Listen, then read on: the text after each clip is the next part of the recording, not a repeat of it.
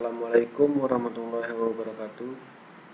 Perkenalkan, nama saya Mauli Jenit Triadi dengan NIM C0D018047.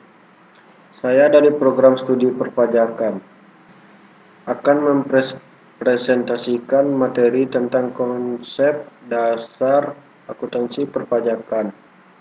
Baiklah, yang pertama tentang konsep dasar akuntansi perpajakan. Oke. Konsep dasar akuntansi perpajakan. Dalam konsep dasar akuntansi perpajakan terdapat salah satu bagian yang penting, yaitu pembukuan.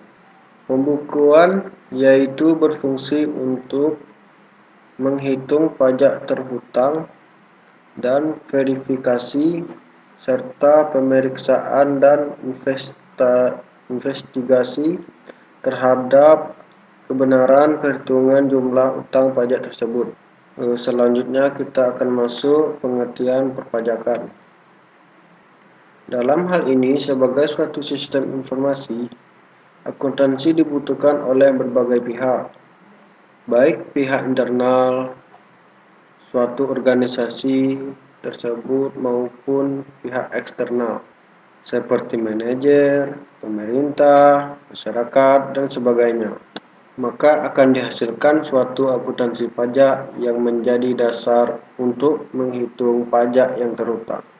Baiklah, kita selanjutnya akan masuk ke pengertian akuntansi pajak. Secara sederhana, akuntansi pajak dapat didefinisikan sebagai sistem akuntansi yang mengkalkulasi, menangani, mencatat, bahkan menganalisa dan membuat strategi perpajakan sehubungan dengan kejadian-kejadian ekonomi transaksi perusahaan.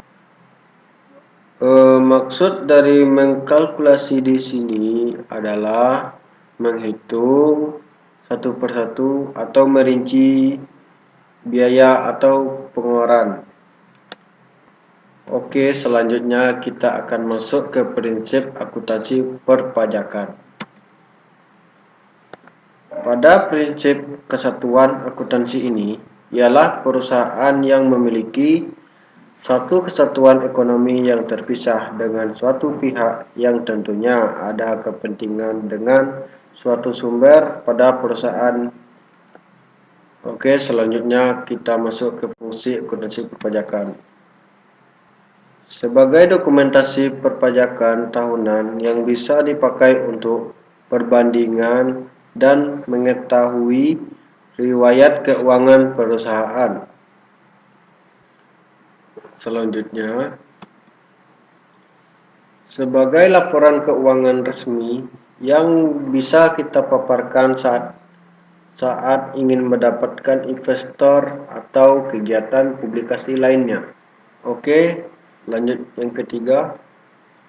Sebagai bahan analisis untuk mengetahui besar pajak yang harus dibayar perusahaan atau lembaga keuangan di masa yang akan datang.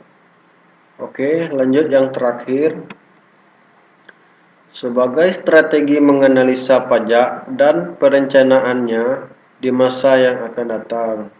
Oke, lanjut ke klasifikasi pajak.